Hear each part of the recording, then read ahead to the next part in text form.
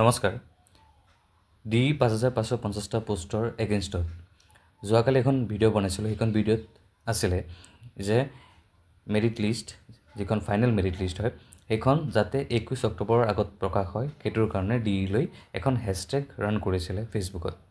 সেইখন হেছটেগ যে ৰান কৰিছিলে সেইটোত ডিমাণ্ড কৰিছিলে যে 21 তাৰিখৰ আগত যাতে ফাইনেল মেৰিট লিষ্ট প্ৰকাশ কৰে, কাৰণ NIOS যে কেণ্ডিডেট কেইজনে এখন কেছ কৰিছে এইখন কেছৰ যাতে এপইণ্টমেণ্টত প্ৰব্লেম ক্ৰিয়েট কৰিব নোৱাৰে সেইটো ক্ষেত্ৰত তেওঁলোকে এইটো ৰান কৰিছিলে যাতে 21 তাৰিখৰ আগতে যাতে এপইণ্টমেণ্টৰ কাৰণে যিটো ফাইনেল লিষ্ট প্ৰয়োজন সেইটো যাতে প্ৰকাশ কৰে। কিন্তু আমি যেতিয়া ভিডিঅ' বনাইছোঁ তাত তলত কমেণ্টবোৰ চাইছোঁ, কমেণ্টবোৰ বহুতে বিচাৰিছিলে যে 21 তাৰিখৰ আগতে মানে 21 অক্টোবৰৰ আগতে যাতে ফাইনেল মেৰিট লিষ্ট প্ৰকাশ কৰি দিয়ে ডিৰ ফালৰ পৰা।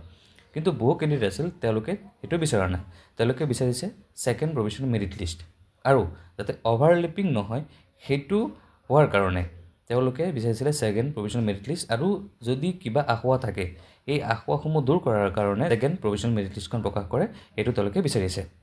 ইয়াৰ পিছত আমি দেখা পালোঁ যে ইভিনিং টাইমত এখন অৰ্ডাৰ প্ৰকাশ পাইছে ডি ফালৰ পৰা, আৰু সেইখন প্ৰকাশ পাইছে যে notice for withdrawal of candidature against advertisement dated 26/12/2023 last chance বুলি দিছে।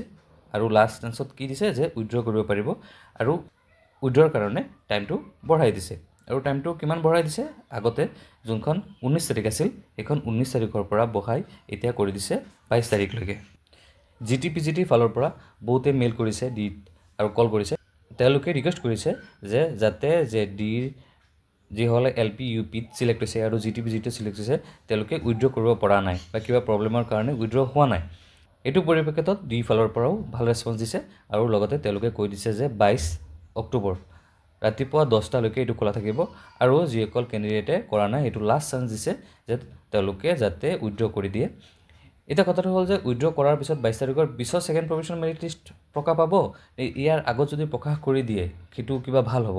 কাৰণ চাওক, এতিয়া যদি ছেকেণ্ড প্ৰভিজনেল মেৰিট লিষ্টখন পাব্লিছ কৰি দিয়ে তেতিয়াহ'লে কিন্তু কাট অফ চাওক বহু কেণ্ডিডেটে কিন্তু উইথড্ৰ কৰিছে, উইথড্ৰ কৰাৰ পিছত বহু কেণ্ডিডেটৰ নাম কিন্তু ইয়াতে সোমাই যাব।